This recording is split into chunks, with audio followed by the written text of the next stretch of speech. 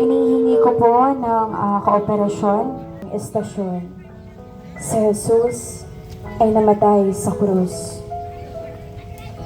Kailangan maganap ang isa pang kasulatan.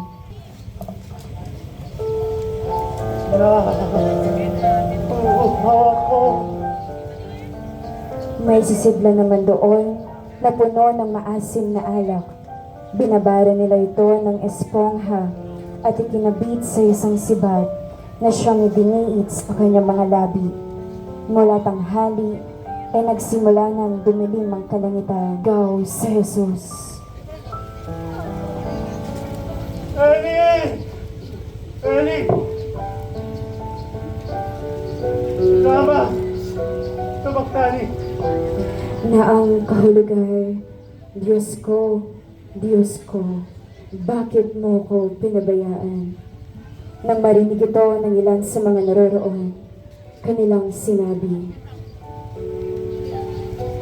Natawag mo si Elias! Tingnan natin kung maiiligtas siya ni Elias.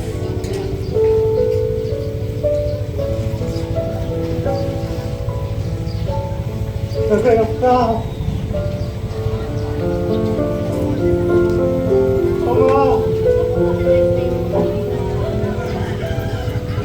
Ang mga kamay mo ay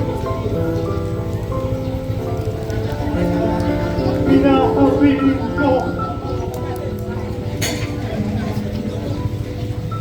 ang aking espiritu.